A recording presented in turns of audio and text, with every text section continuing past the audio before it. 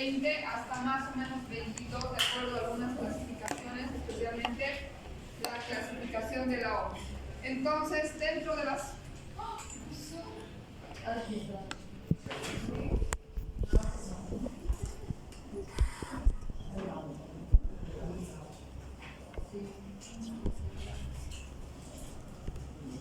Entonces, dentro de este grupo de las hemorragias de la primera mitad del embarazo, tenemos tres principales diagnósticos, que es lo que ustedes se tienen que acordar para poderlas diferenciar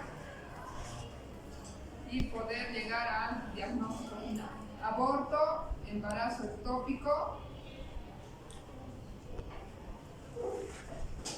y enfermedad trofoblástica, o que a veces lo van a encontrar, o la más común es la mola, ¿no? ¿Ya han escuchado hablar de estas o todavía? Mola, ¿no?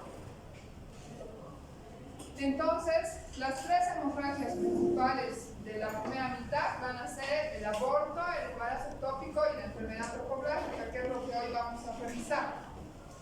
Entonces, primero vamos a hablar de lo que es el aborto. El aborto seguro es el que ustedes más conocen o han escuchado por lo menos alguna vez, ¿no? Que es un aborto. Su definición va a ser la interrupción del embarazo, sea esta espontánea o inducida, o sea que puede ser que se coloquen medicamentos y se provoque un aborto, o espontáneamente por alguna causa se puede perder el embarazo antes de la semana 20 o la semana 22 según la OMS, o un peso menor de 500 gramos del producto. Normalmente o fisiológicamente ustedes saben que el producto no va a tener todavía la probabilidad de vida o la viabilidad fetal hasta más o menos desde la semana 24 a 25, que es donde recién los pulmones empiezan a desarrollar los alveolos que posteriormente van a ser los que funcionan, ¿no?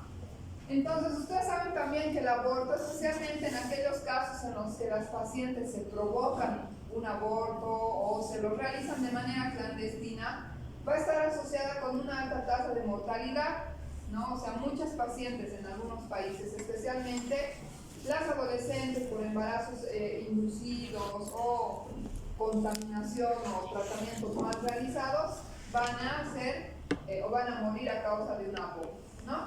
En Bolivia se estima que al día se producen unos 115 abortos, pueden ser espontáneos o inducidos, y que la mayoría pueden ser inducidos, ¿no? O clandestinos. La incidencia de abortos va a variar de acuerdo a los países, y en algunos países, como ustedes deben saber, sí ya está legalizado la interrupción del embarazo.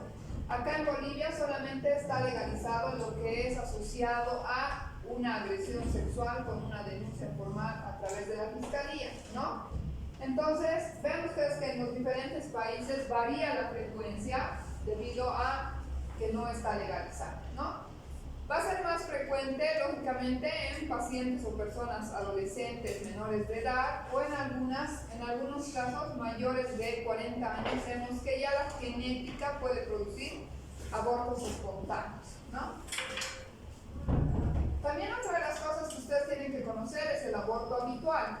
Cuando una mujer presenta consecutivamente la pérdida de sus embarazos, no necesariamente inducidos, sino más bien varias pérdidas continuas. Si son estas 3 continuas y tienen otros embarazos en intermedio, o 5 continuas o discontinuas, se conoce como un aborto habitual, que es una causa importante de diagnóstico, porque actualmente varias mujeres vienen a la consulta indicando que han perdido muchos abortos. De igual manera, aquellas que no logran un embarazo con facilidad, ¿no? Entonces, ¿cuáles van a ser las causas habituales o los factores de riesgo asociados a un aborto? Principalmente pueden ser genéticas si el embarazo es pequeño. Cuando se pierden embarazos entre 3, 4, 5 semanas, la mayoría, casi el 50%, va a ser debido a trisomías como el síndrome de Down, el síndrome de Turner, triploidías, o sea, patologías genéticas que no podemos nosotros modificar, ¿no? También puede deberse a alteraciones anatómicas o uterinas.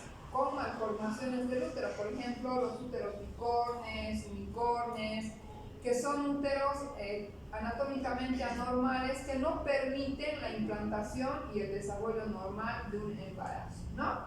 O las cicatrices uterinas, o la incompetencia del cuello. Eso pasa especialmente en aquellas pacientes que se han provocado demasiados abortos.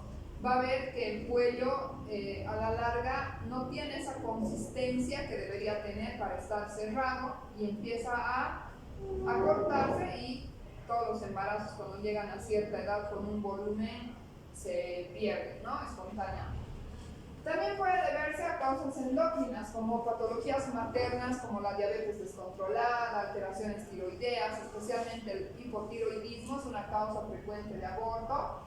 También va a estar muy relacionado con infecciones locales o sistémicas como el lupus, las infecciones por todos esos gérmenes que ustedes ya han debido ver que solicitamos en el control prenatal, ¿no? Toxoplasmosis, sífilis, chagas, clamidia, citomegalovirus. También puede estar relacionada con enfermedades inmunes como el lupus, los síndromes antifosfolipídicos, que son menos frecuentes, pero que también tendríamos que descartar. El contacto con algunos químicos, físicos, radiación, las pacientes que están trabajando con químicos como las peluqueras, los que trabajan en el campo haciendo fumigaciones, etc., también pueden estar más asociadas a tener abortos en algún momento, ¿no?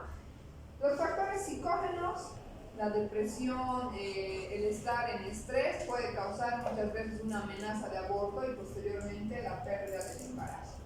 Entonces vamos a clasificar al aborto de varias maneras. Una va a ser de acuerdo a el tiempo de presentación y lo vamos a clasificar en precoz si este ocurre antes de las 12 semanas y tardío si ocurre de las 12 a la semana 22, ¿no?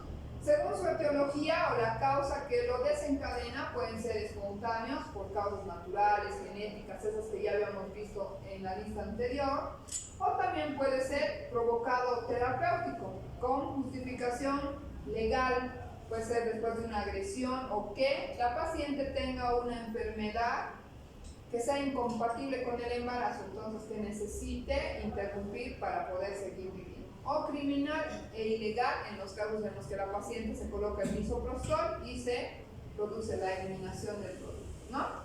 Según su evolución clínica puede ser febril, afebril, infectado, complicado, séptico, y eso va a depender de especialmente si es que este fue provocado.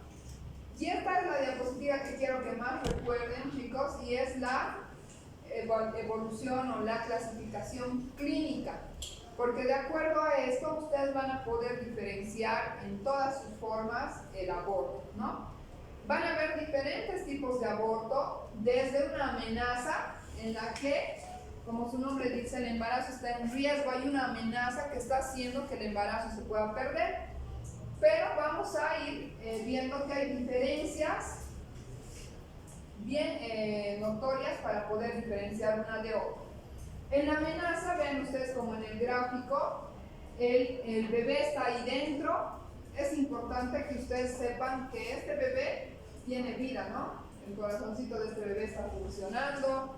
Aparentemente todo está bien, ¿no? Y van a ver también que esta evolución va avanzando desde una amenaza de aborto, se puede llegar a ser un aborto séptico si nosotros no hemos hecho un buen manejo. Entonces, en una amenaza, el cuello va a estar cerrado, va a poder haber un poquito de sangrado, como su nombre dice, hemorragias de la primera mitad, es decir, que casi siempre va a haber presencia de sangrado transvaginal. Entonces, si ustedes ven a una paciente embarazada, primero lo que van a hacer es definir su edad gestacional.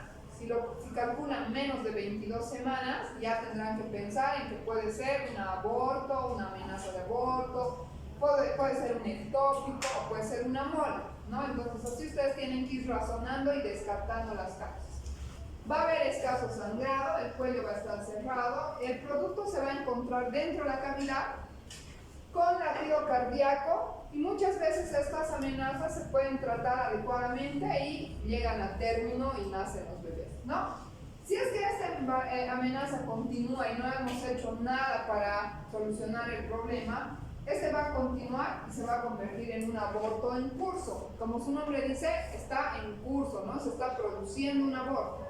Ahí veo que la dilatación del cuello ya va a estar presente, el cuello se va a empezar a abrir, va a haber mayor cantidad de sangrado y el producto va a estar avanzando hacia el exterior, o sea, se está eliminando el producto.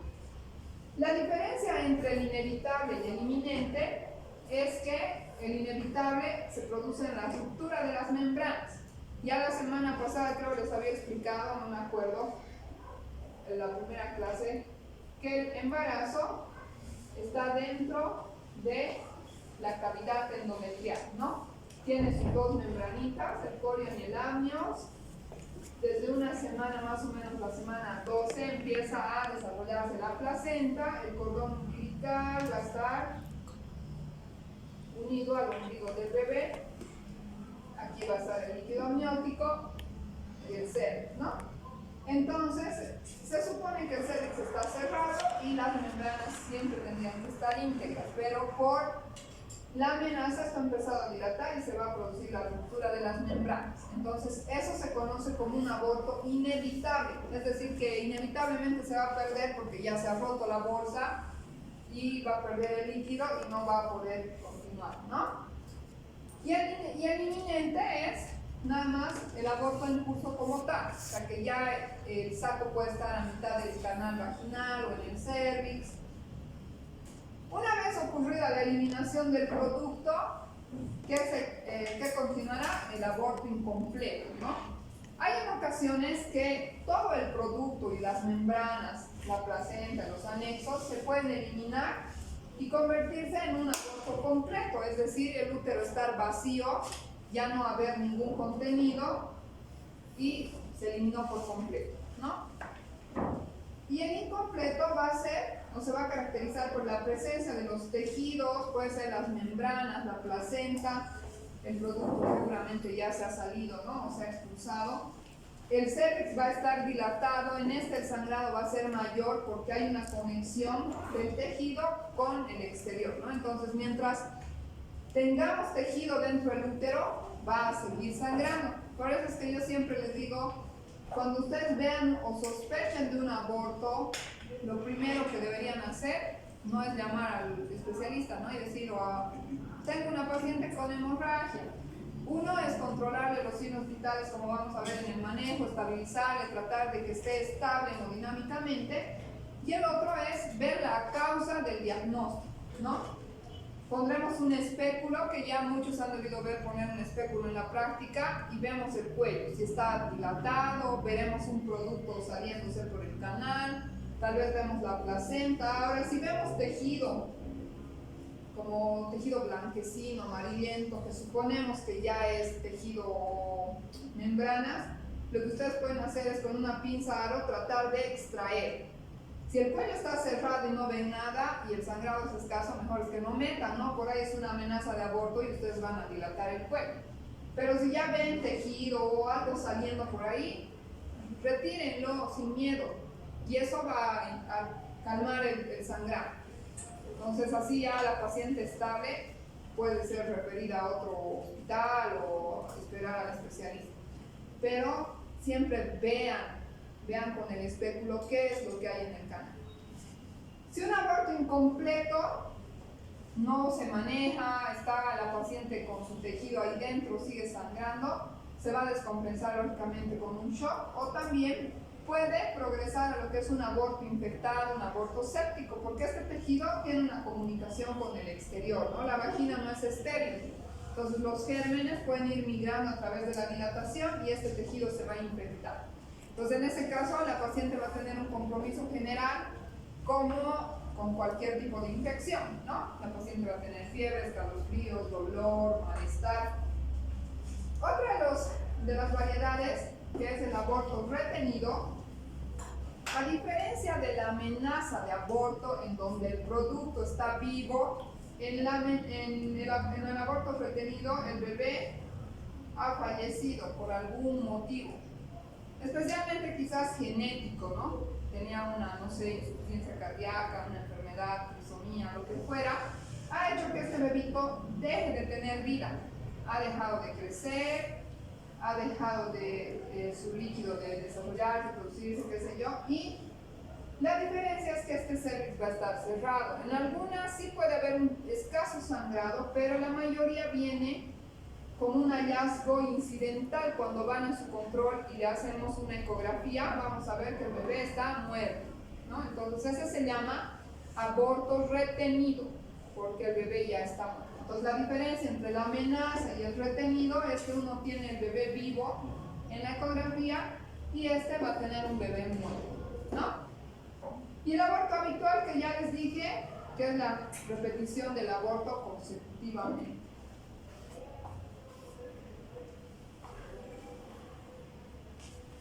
Entonces aquí vamos a revisar cada una de ellas para que ustedes...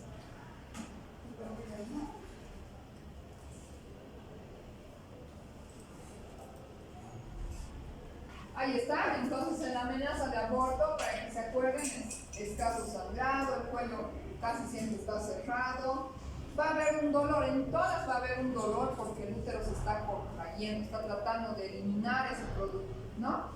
No va a haber fiebre porque no se ha contaminado, no hay contacto con el exterior, el cervix va a estar cerrado y a veces, en algunos casos, también se considera como amenaza o cuando no hay producto. ¿Han escuchado hablar del huevo anembrionado? Es cuando se produce o se desarrolla las membranas sin la placenta y el líquido no está el bebé. Entonces ese es un huevo anembrionado. En un aborto en curso, ya les había dicho, pueden estar las membranas íntegras o las membranas rotas. Cuando se rompen las membranas es inevitable. Cuando está con membranas íntegras es inminente, pero se está produciendo el aborto. La hemorragia ya puede ser moderada, persistente, va a haber dolor, el útero va a estar de acuerdo a la edad gestacional, el cuello está dilatando, entreabierto y posteriormente se va a eliminar el producto y vamos a tener un aborto incompleto, ¿no? Un aborto completo es en el que puede ser también provocado o espontáneo y se elimina completo todo. Se eliminan las membranas, la placenta, el bebé, sale completito todo, ¿no? Se desprende por completo y se elimina. La paciente les va a decir eliminado este saco o a veces está la bolsita íntegra. La hemorragia va a ceder cuando ya se haya eliminado, o sea, se elimina y deja de sangrar. El cuello también se empieza a cerrar porque el útero está volviendo a su tamaño normal una vez que se ha eliminado el producto.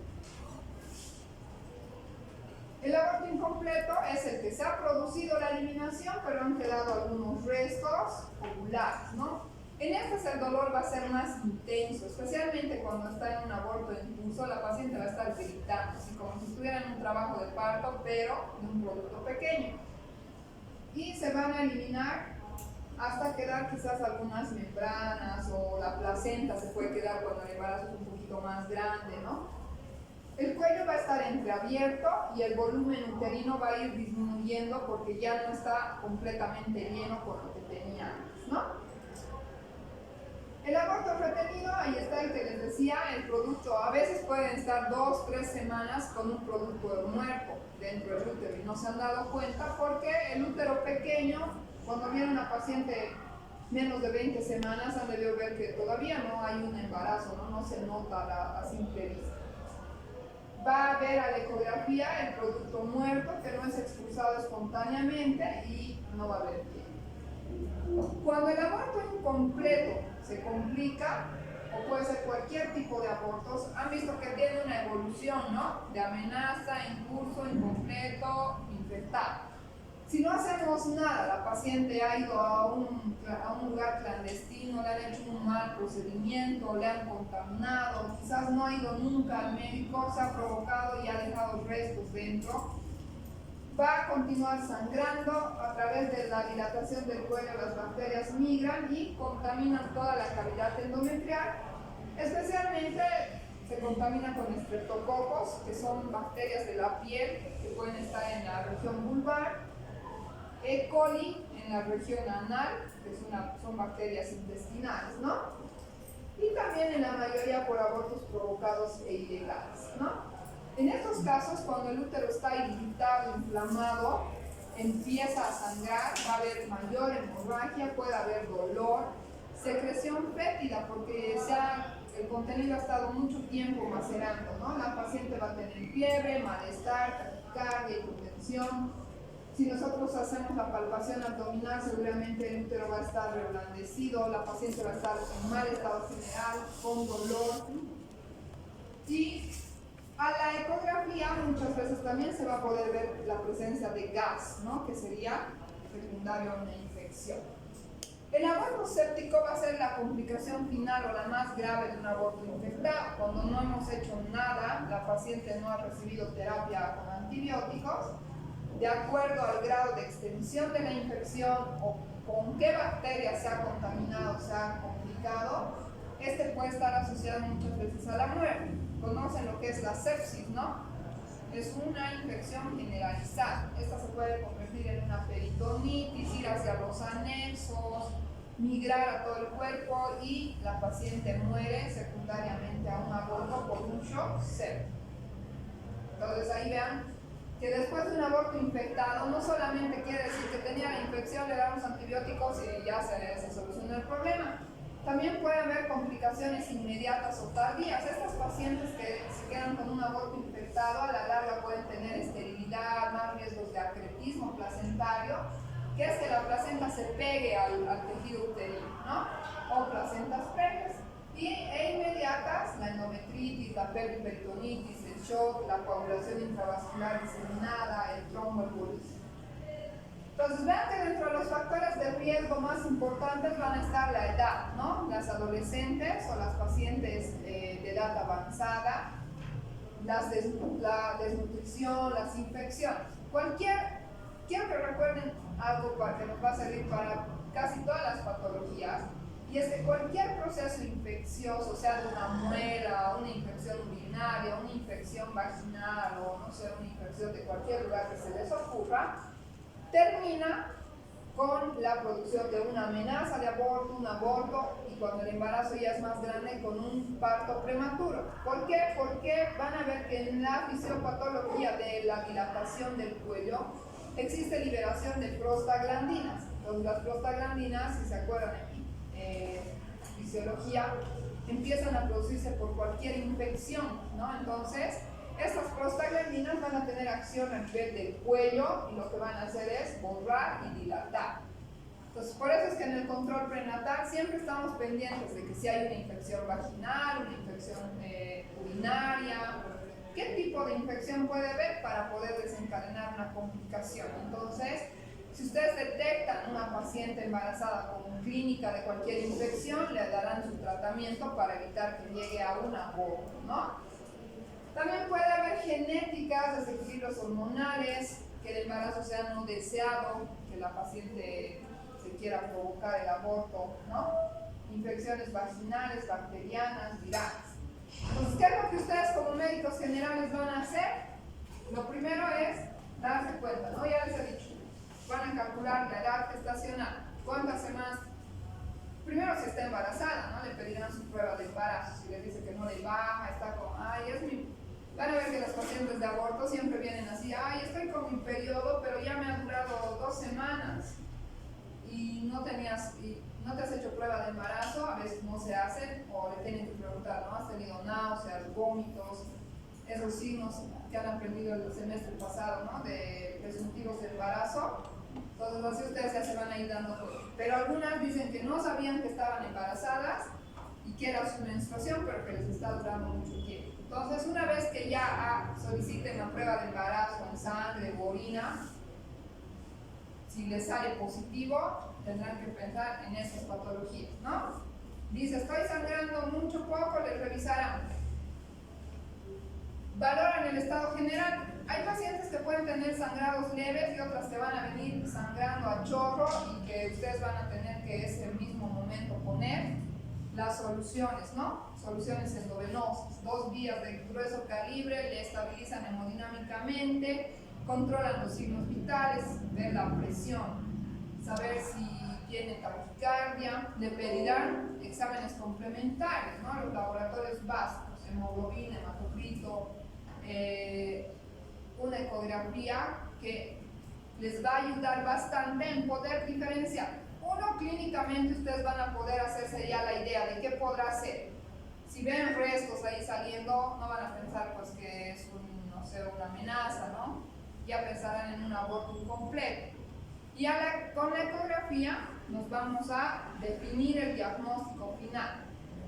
¿Será una amenaza? ¿Será un retenido? ¿Será un incompleto? Vamos a ponerla en NPO porque necesitaremos después de hacer un procedimiento. Podemos administrar en algunos casos oxitóxicos para ayudar a eliminar el producto.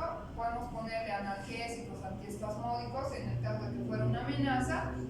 Y vamos a terminar haciendo un procedimiento en el caso de que ya sea un aborto incompleto, ¿no? Entonces la clínica, que ya les he dicho, ver, tocar, no sé, hacer un especular, les va a llevar a tener una presunción diagnóstica. La buena historia clínica, le preguntarán cuándo es su última menstruación, cuántos hijos tiene, desde cuándo está sangrando, si tiene fiebre, ¿no? Ustedes ya se van a dar cuenta, la paciente va a estar descompensada, tal vez pálida, no sé, algunas otras señales, o les va a decir he tenido fiebre, le preguntarán desde cuándo está sangrando y demás. Tenemos que hacer un examen ginecológico completo, desde el examen especular, el tacto vaginal, bimanual, exámenes de laboratorio.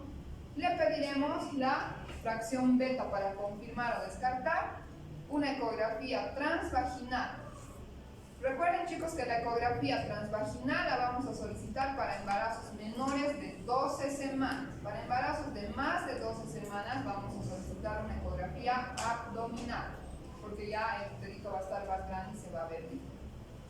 Es importante ver o definir la cantidad de hemorragia y si hay o no expulsión de restos para poder hacer un diagnóstico diferencial. Cuando nosotros hayamos identificado una amenaza de aborto, recuerden que el bebé estaba vivo, todo estaba relativamente bien, ¿no? Solo que está queriendo iniciar un aborto. En ese caso la podemos poner a la paciente en reposo absoluto. Vamos a identificar la causa. Puede ser una infección, le vamos a poner antibióticos, ¿no?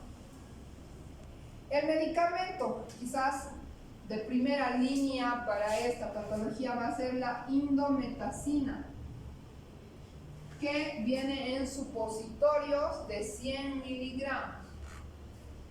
También existe para vía oral, pero en Bolivia no encontramos mucho y no manejamos mucho. Más utilizamos el supositorio por vía rectal, ¿no? El supositorio.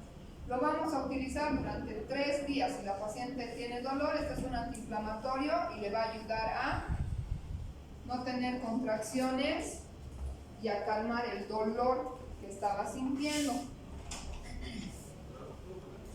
¿Qué ha pasado? ¿Contar?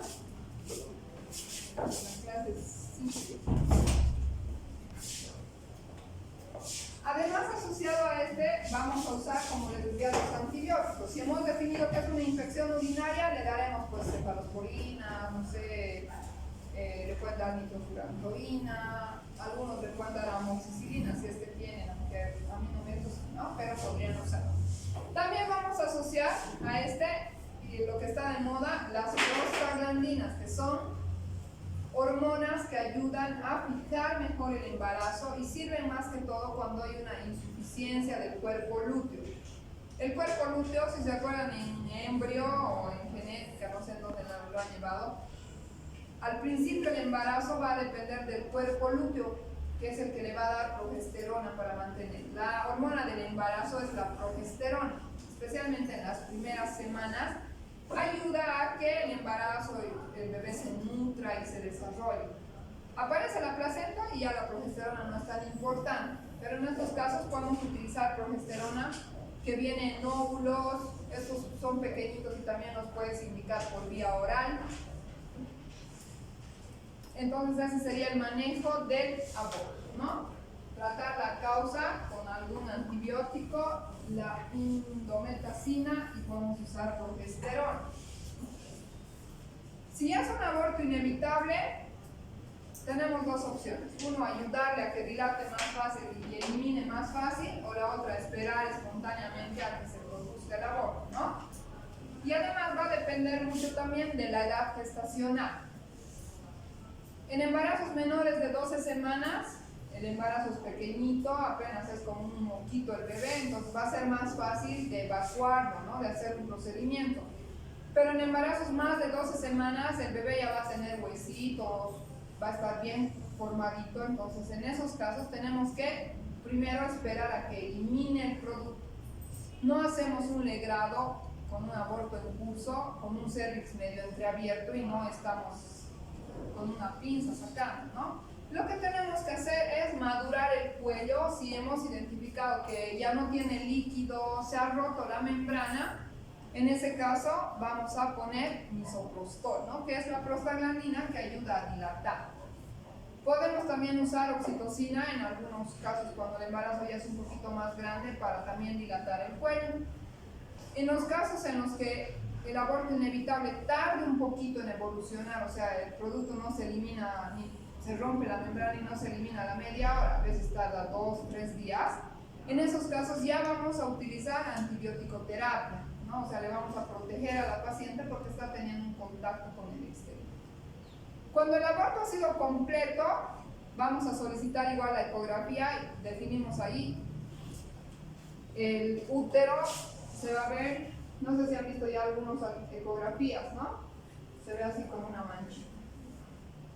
El endometrio, cuando está embarazada, obviamente se va a ver el bebé, el líquido amniótico, la placenta, ¿no? Pero en los abortos completos van a ver que está casi lineal. O sea, la paciente tenía prueba de embarazo, estaba embarazada, tenía molestias, síntomas, ha tenido un sangrado y resulta que lo ha expulsado el producto. Si nosotros solicitamos una ecografía, el útero va a estar vacío, o sea, el endometrio va a estar delgadito. Eso significa que se ha eliminado todo. Y en estos casos no necesitamos hacer un procedimiento. Sí le podríamos dar antibióticos para ayudarle o prevenir una infección, pero no necesitamos hacerle un AMEO o un legrado, ¿no? Cuando el aborto es retenido, igual va a depender de la edad gestacional. Cuando el embarazo es pequeñito, es más fácil porque, ya les decía que es pequeño, se absorbe y listo. Pero cuando es más de 12 semanas, ahí está el problema. Tenemos que dilatar el cuello como si estuviéramos induciendo nosotros un embarazo o un aborto, perdón. Lo dilatamos, expulsa el producto y recién se hace el procedimiento. Cuando es menos de 12 semanas, vamos a solicitar en los laboratorios y le vamos a administrar misoprostol. El misoprostol es una prostaglandina que algunos ya han debido escuchar, que a veces viene como Citotec, que es la más común, ¿no? O misoprostol, como misos. Entonces este viene de 200 microgramos. Se puede utilizar vía oral, sublingual, vía vaginal, para poder dilatar el cuello, ¿no? En estos casos, obviamente, cuando el bebé está muertito, no es que estemos siendo criminales e interrumpiendo un embarazo, pero se hace eso, se dilata. Se puede ir repitiendo la dosis del misoprostol si es que no ha dilatado o no hay una evolución rápida hasta que elimine el producto. Una vez se elimine el producto, vamos a hacer el puretaje o el raspaje o legrado, ¿no? Después de las 12 semanas, como el bebé es más grande, primero hacemos que se elimine el producto, también utilizando misoprostol, le solicitamos los laboratorios, la paciente va a estar internada, repetimos dosis de misoprostol si fuera necesario y ponemos oxitocina en algunos casos cuando ya es 20, 22 semanas. Después de la eliminación del producto hacemos el legrado, ¿no? En estos casos del aborto es importante recordar que existe la incompatibilidad TRH. No sé si han escuchado en pediatría, tal vez ya han avanzado, ¿no? Cuando la mamá es ORH negativa, hay una sensibilización para el siguiente embarazo. Entonces en estos casos le ponemos la vacuna a las pacientes que no han sido vacunadas o que es su primer aborto, ¿no? Si el aborto es infectado y séptico o séptico, la paciente va a estar hospitalizada, tenemos que usar antibióticos. Podemos utilizar de acuerdo al cultivo O podemos nosotros ya colocar de acuerdo a lo que estemos sospechando, ¿no? Y la clínica. Podemos usar solamente cefalosporinas, podemos utilizar combinados cefalosporinas con gentamicina, podemos utilizar penicilina, podemos utilizar metronidazol, cloranfénico. En casos en los que ya la paciente la ven con leucocitosis, malestar, fiebre descompensada, podemos usar triconjugados, o sea, cefogentametro, cloranfénico, metronidazol y no sé, penicilina, lo que tengan en su servicio para poder cubrir a todos los gérmenes que se les ocurre, ¿no? Entonces, una vez que se supone que pensamos que la causa del aborto infectado va a ser la presencia todavía de tejido, ¿no? Dentro del útero, que no ha sido expulsado completamente. En esos casos vamos a poner, previo al procedimiento, o sea, previo al legrado, le vamos a poner antibióticos, porque ese tejido está friable. Si nosotros vamos a hacer y viene a la paciente un legrado, tenemos más riesgo de perforar. Entonces, primero ponemos antibiótico entre 6 a 12 horas y recién después hacemos un procedimiento. En los casos en los que la paciente ya se ha complicado, ya es una peritonitis, una periperitonitis, ya está migrado todo en el tejido, terminamos haciendo laparotomías exploratorias, histerectomía, anexectomías, o sea, dependiendo del caso.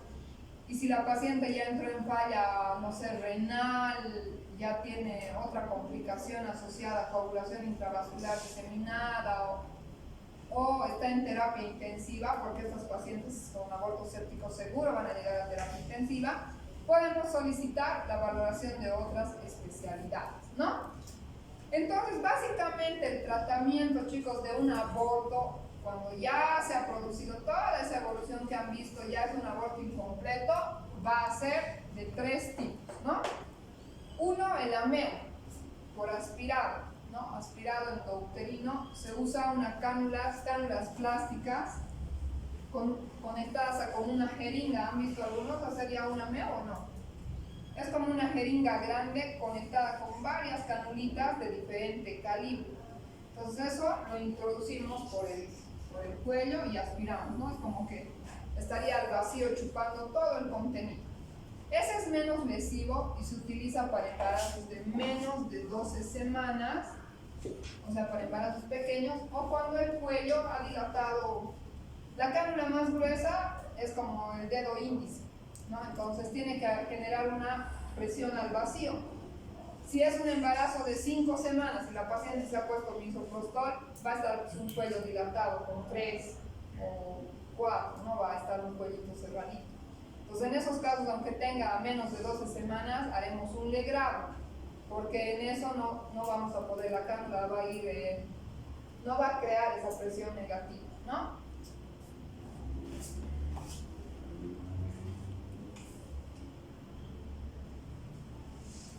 Entonces el ameo para embarazos pequeños con poca dilatación.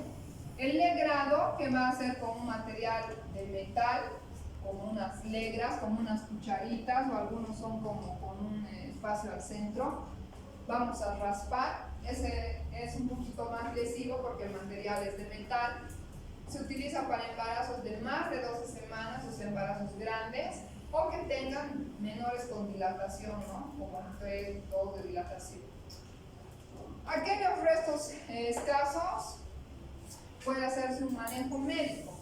O en algunos casos, por ejemplo, los abortos, interrupciones legales del embarazo, que son cuando la paciente ha sido agredida sexualmente, se podría manejar con misoprostol. ¿No? Se sigue el mismo esquema de aplicación de acuerdo a la edad gestacional, 200, 400, 600, 800 microgramos, vía oral, sublingual o vaginal, y puede ser que se elimine por completo. Algunos se hacen de esta manera el aborto provocado, ¿no? Se colocan el misoprostol, hacen ecografía y esperan a ver si se ha eliminado por suerte todo. Si se elimina todo, entonces ese es un manejo médico del aborto. Pero en casos en los que ya hay dilatación, la paciente está descompensada o hay mucha hemorragia, seguro le haremos o un legrado o un ameo, ¿no? Esto ya nos pasa, todavía no sé atrás.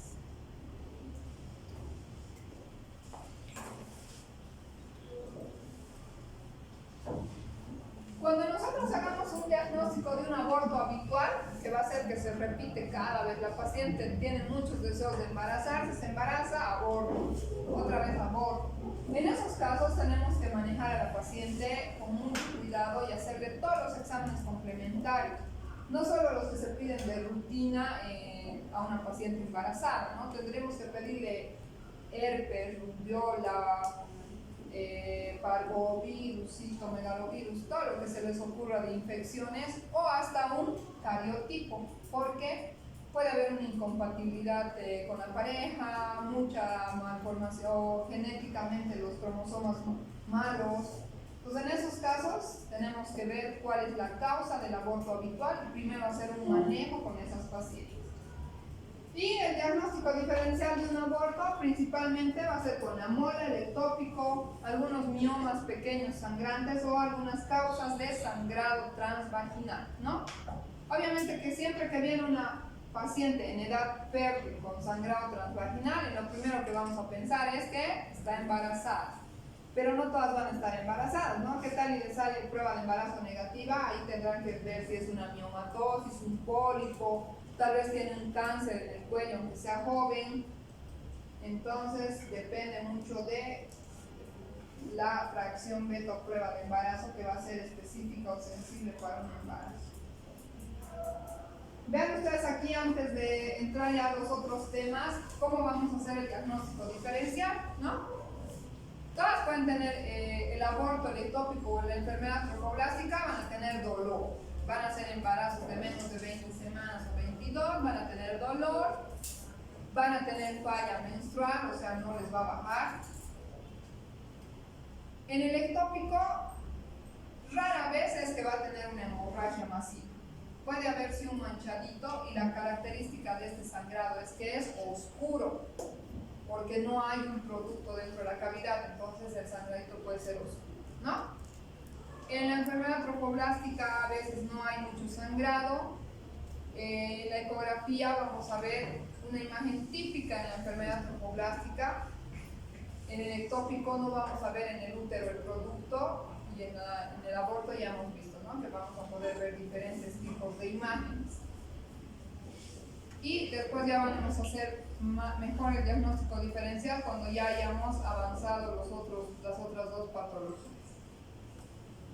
El diagnóstico diferencial de un aborto infectado, o sea, puede ser que la paciente haya tenido un aborto, pero no significa que siempre haya sido infectado. Puede ser que tal vez está asociado a una apendicitis, tenga una peritonitis por otra causa, ¿no? Entonces vamos a hacer el diagnóstico de acuerdo a la clínica y a la ecografía para determinar. Vean ahí cómo se ve una imagen ecográfica de un aborto incompleto, ¿no? Ahí está lo que les decía, el útero, y tiene un tejido blanquecino, así como brillante. Ahí está una amenaza de aborto. Ahí van a ver el producto dentro, ¿no? Aquí se está desprendiendo, hay un coágulo, ¿no?, entre el útero, que es esto de afuera. Aquí se ve el saquito vitelino, el líquido amniótico, aquí está el embrioncito. Entonces esa es una amenaza de aborto. Ahí se ve un bebé con latido. Cuando le ponemos Doppler, vean este rojito y azul, cuando el embarazo es pequeñito, la ecográfica le va a poner Doppler y el bebé va a tener latido. Entonces la diferencia, y en el incompleto ya no van a ver esta imagen como líquido amniótico ni bebé dentro, van a ver esta imagen como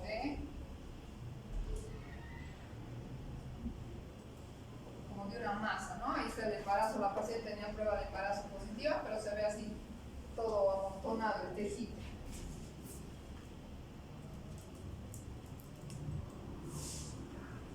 ¿Qué complicaciones puede tener el aborto? Hemorragias que pueden terminar en anemia, un sangrado masivo, la paciente se descompensa, puede choquearse, tener taquicardia, hipotensión, puede complicarse con una infección, y hemos visto que la peritonitis, aborto séptico, no especialmente si es provocado. Si sangra demasiado, va a perder todos sus factores de coagulación y va a tener una coagulación intravascular diseminada. En algunos casos en los que especialmente se ha provocado la paciente o estaba infectada y le hemos hecho sin ponerle antibióticos el procedimiento, podemos perforar el útero, ¿no? O sea, y al perforar a veces se puede lesionar intestino, se puede introducir hasta más adentro, ¿no? No solamente es siempre se va a romper o se va a perforar. También podemos dañar vejiga, uréteres. Entonces vean cuán complicado puede ser un simple aborto, ¿no? La sensación de culpa en los casos en los que la paciente se ha provocado el aborto, psicológicamente la depresión, y tardíamente también pueden haber esterilidad, ¿no? Más riesgo de esterilidad, que la paciente no logre embarazarse fácil, que tenga más riesgos de incompetencia ítmico-cervical. O sea, se ha puesto tantas veces misoprostol, tantas veces se ha hecho hacerle grados, que al final el cuello pierde el colágeno y todas las fibras que cerraban el cuello y se produce un cuello incompetente. O sea, ya no va a sostener a lo que era el embarazo. Antes de pasar al otro tema, respiren un ratito porque si no mucha información su cerebro les da. ¿Se acuerdan del tropoblasto o tampoco? ¿Qué era el tropoblasto? ¿Se acuerdan? ¿Ah? El sincitotropoblasto y el tropoblasto, el citotropoblasto, ¿se acuerdan o no? En embrión, ¿no ve? Eran las placas que dan origen a la placenta y a las membranas. Entonces, de eso se trata la enfermedad trofoblástica. No sé qué pasa. Bien, entonces esta es una enfermedad tumoral, o sea, se considera un tumor de la primera mitad del embarazo y tiene su origen en la fertilización de un embarazo, ¿no? De un huevo. Hay casos benignos y también muchos que se pueden convertir en un tumor o cáncer maligno. Por eso es que es importante hacer un buen diagnóstico y un seguimiento de la paciente, porque este sí se puede convertir desde una mola en un coriocarcinoma, que va a ser el cáncer secundario a esta patología, ¿no? Y que puede rápidamente migrar y matar a la paciente. Puede tener muy rápido metástasis al cerebro, a los pulmones, a los huesos y causar la muerte. Eso en el caso del coriocarcinoma, ¿no? No todas las molas van a ser malignas, cuidado se estén confundiendo. Entonces la enfermedad trofoblástica es un tumor derivado del tropoblasto que tiene un origen mixto, tanto de genes maternos como paternos, ¿no? Y se va a originar en el corion fetal. Van a haber anormalidades o alteraciones proliferativas de la placenta. Vean ustedes que se ve así como un racimo de uva gigante. La placenta y las membranas, en vez de producir una placenta normal y bonita, lo que hace es multiplicarse exageradamente, produciendo lo que es las vesículas o vellosidades, ¿no? Esto puede tener una frecuencia de 1 en 1500 embarazos y este va a tener un origen mixto. A veces el problema es genética paterna y a veces genética materna, ¿no? Y el marcador tumoral, que ustedes tienen que recordar en esta patología, ¿se acuerdan los marcadores tumorales? Todavía no han llevado onco, ¿no ustedes, chicos? Digamos, no sé, tumor de ovario, o sea, 125, ¿no? Tumor de próstata, PSA, ¿no? El antígeno prostático, sí. Y para la enfermedad trofoblástica es la beta-HCG cuantitativa, o sea, depende de cuánta hormona del embarazo haya para saber cuán maligno está siendo este tumor, en el caso de que sea un tumor maligno, ¿no? Y también va a ser sensible a una quimioterapia, igual que cualquier otro tumor. Y la ventaja de este tumor es que si lo detectamos a tiempo, fácilmente se revierte y no causa la muerte de la paciente. Entonces, el trofoblasto normal, cuando el embarazo es normal y todo va bien, tiene la capacidad de penetrar, ¿no? La placenta va a ir penetrando hacia el trofoblasto, hacia el miometrio, perdón. Algunas vellosidades pueden ir hacia la circulación y generalmente existe un límite, ¿no? El embarazo limita al trofoblasto para no ir migrando fuera del útero. Pero cuando existe una enfermedad trofoblástica ocurre lo contrario. El tejido trofoblástico anormal va a migrar y va a ir fuera del útero en algunos casos. Va a haber una clasificación morfológica de la enfermedad trofoblástica la más común y la más leve va a ser la mola hidatiforme. O sea, solo se va a ver que la placenta se ha convertido en varias vesículas, como racimos de uva.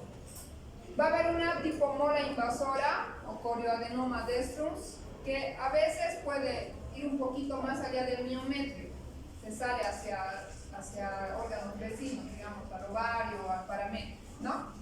El coriocarcinoma, que va a ser el maligno de este tipo de enfermedades, y el tumor trofoblástico del sitio de inserción placentario, que es más leve y bien raro, o sea, se produce pocas veces.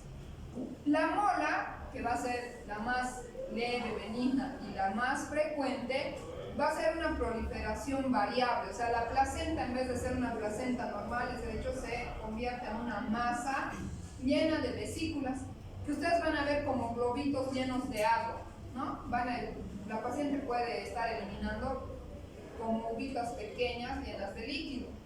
O cuando empezamos a hacer el legrado, porque tenemos que vaciar el útero, vamos a ver así, de esta característica, ¿no?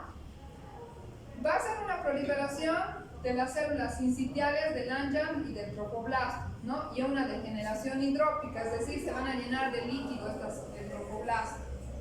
Y produce la hormona HCG cuantitativa, ¿no? O sea, a medida que sea más severa el tumor o más grave o mayor edad gestacional, la HCG va a estar más alta a lo que normalmente se espera. Histológicamente va a haber una degeneración hidrópica, va a haber un marcado edema y tumefacción de las vellosidades, una proliferación de epitelio coriónico y ausencia de vasos sanguíneos si nosotros mandamos a hacer un estudio histopatológico de este tejido. Dentro de los factores de riesgo para que se presente una mola va a estar los extremos de la vida. Las adolescentes o las mayores de 40 van a ser más frecuentes que presenten mola, ¿no? Si la paciente ya tuvo una mola antes, hay una alta probabilidad de que nuevamente se vuelva a producir, especialmente si continúa con la misma pareja, ¿no? Si es que fue algo genético. La raza negra es más frecuente en las multíparas también que hayan tenido enfermedades trofoblásticas, deficientes nutricionales, uso de anticonceptivos. Las que fuman tienen más riesgo de tener mola. O también la edad paterna, ¿no? A mayor edad paterna, más riesgo de mola. La etiopatogenia es desconocida, pero se ha visto que existen bases cromosómicas o genéticas para poder hacer el diagnóstico o que se presente esta patología. Y se va a la mola a dividir en dos tipos de mola: la mola completa y la mola parcial. Dependiendo de los cromosomas que se hayan cruzado, cuando la mola es completa no va a haber embrión, o sea, va a ser una mola, como dicen, ¿no? Completamente llena de vesículas, y por lo general se debe a los cromosomas paternos que tenían un cariotipo 46XX. Y si hay una mola parcial o incompleta, van a ver en la imagen, puede haber un embrión, pero va a ser pequeñito, no va a desarrollar, no va a llegar a término, y al mismo tiempo va a haber todo el tejido trofoblástico alterado. Entonces la mola completa o clásica, vean que el útero está lleno de bolitas, ¿no? No hay feto, no hay cordón, no hay nada, ¿no? Y en la incompleta puede haber feto, pero se va a morir tempranamente e igual se va a producir la eliminación de estos. Entonces ahí vean, la mola completa parece tener un origen de los cromosomas paternos 46XX, y la incompleta un cariotipo 69XX, ¿no? Ha habido una duplicación, una alteración, una triploidía en esta unión del gamete. Histológicamente la mola puede clasificarse en 3 grados, ¿no? Grado 1 aparentemente benigna, bien diferenciado las vellosidades; el grado 2 potencialmente maligna, y el grado 3 cuando ya es maligna o hay una proliferación ya más intensa. La mayoría de las enfermedades trofoblásticas van a ser mola, el 80-85% van a ser benignas y del tipo de mola hidatiforme, ¿no? Un 1% va a ser del coriocarcinoma, por ejemplo, para que vean la diferencia de que la mayoría van a ser benignos, ¿no? Macroscópicamente, como les decía, se va a ver como un racimo de uvas o de vesículas. Ya la ecografía es típica, la imagen en panal de abejas. ¿Han visto esa ecografía que habíamos visto en el aborto incompleto? Que era, cuando había un aborto incompleto se veía, ¿no?, así como un tejido brillante, ¿no? En este caso, si hacemos una ecografía a una mola, va a haber una imagen en panal de abejas o en copos de nieve. Creo que tengo una imagen más adelante, les voy a mostrar, pero se ve así. La ecografía se va a ver como puntitos blancos y negros, como bolitas blancas y negras. Entonces eso es típico de una mola. Si el ecografista ve y dice está embarazada de un embarazo temprano, le hace una ecografía y va a ver una imagen en panal de abejas. El cuadro clínico, igual que en un embarazo con aborto o embarazo ectópico, va a haber amenorrea, o sea, la paciente no tiene menstruación, hay retraso menstrual. En la mola puede haber escaso sangrado o también cuando empieza a sangrar una mola sangra más que una mola, ya se descompensa más fácilmente. Si ya ha empezado a dilatar y hay sangrado, van a ver que ya pueden haber vesículas. La paciente puede estar botando así como globitos pequeñitos, ¿no? Ahí ya se van a dar cuenta que eso era una mola. Eliminan las vesículas por vía vaginal.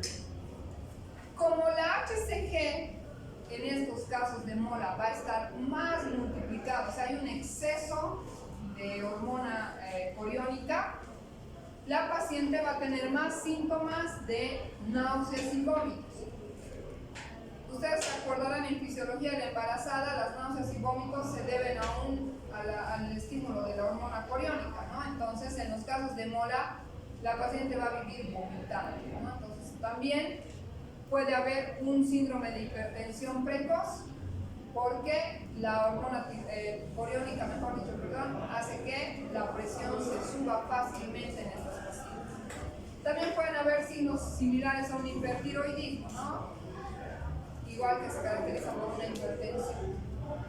Debido a la estimulación excesiva de la HCG o de la hormona coriónica, el cuerpo lúteo que les había dicho que daba la nutrición a un embarazo en una mola puede llegar a convertirse en un tumor anexial o que se llama como quiste tecaluteínico, un quiste de 10-20 centímetros, lo pueden ver ahí en la ecografía, asociado a una mola. Eso es por el exceso de estimulación de la hormona coriónica. En casos en los que había una mola incompleta, puede ser que el bebito ya estaba muerto, o igual cuando intenten buscar el corazón en la mola no van a encontrar, ¿no? Porque no hay bebito. Y otra de las características para el diagnóstico diferencial es que el útero va a estar aumentado mucho más que para la edad gestacional. ¿Se acuerdan? En semiología hemos visto que de acuerdo a la edad el útero va aumentando, ¿no? De tamañito. En este caso, por decirles, es un embarazo de 10 semanas y la altura uterina va a ser de 22.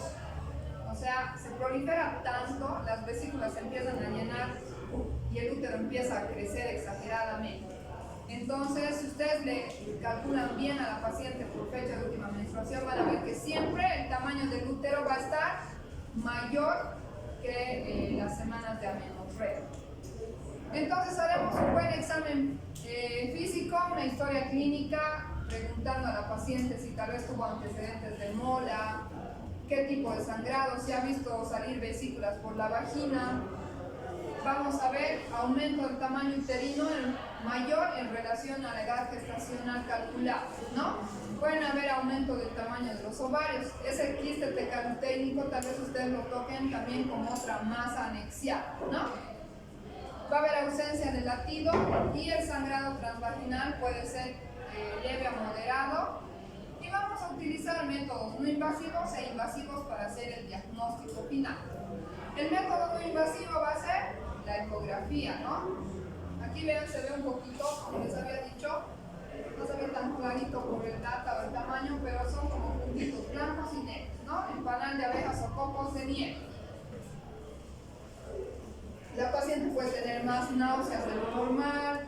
Si le solicitamos un estudio de los niveles de HCG, que les he dicho que va a ser el marcador tumoral, ¿Han visto ustedes alguna vez un resultado de HCG? ¿No? Ahí les dice HCG, digamos, no sé, 1000. Y les marca una tablita a su lado, ustedes pueden encontrar en el internet, ¿no?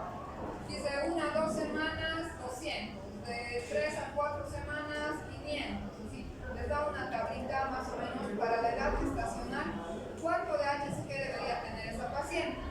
Entonces, en este caso, les aseguro que el marcador estará pues triplicado, ¿no?, para la edad gestacional. Entonces, eso es lo que tenemos que solicitar. Siempre que ustedes identifiquen o diagnostiquen una mola, pídanle HCG cuantitativo. Ni bien le encuentran a la paciente, tenemos que solicitar, van a ver, seriadamente. Vamos a pedirle también después del legrado y luego vamos a ir haciendo cada semana, cada 2 semanas, mensualmente, hasta el año después de la evacuación. ¿Por qué? Porque en algún momento puede evolucionar a un coriocarcinoma, ¿no? Entonces es importante hacer ese seguimiento.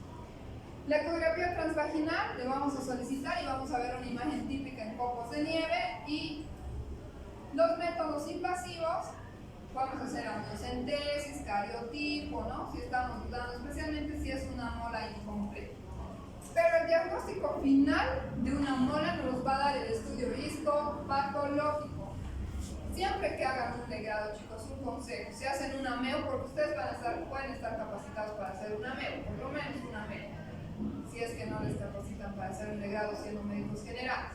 Pero si ustedes hacen una MEO o obtienen una muestra sacando de la vagina, ¿no?, siempre manden ese tejido a un estudio histopatológico. Hay pacientes que no se les ha mandado su estudio histopatológico y lamentablemente era una mola que se había eliminado en su casa todas las vesículas y ya quedaba, digamos, un pequeño tejido, o no le han mandado, la paciente no ha llevado, y era en menos de un mes era un coriocarcinoma y la paciente se ha muerto. Entonces siempre manden el estudio de un legrado, de una MEO o de un aborto a histopatología para que nos diga si eso no es un coriocarcinoma o una mola, ¿no? ¿Qué hora es, chicos?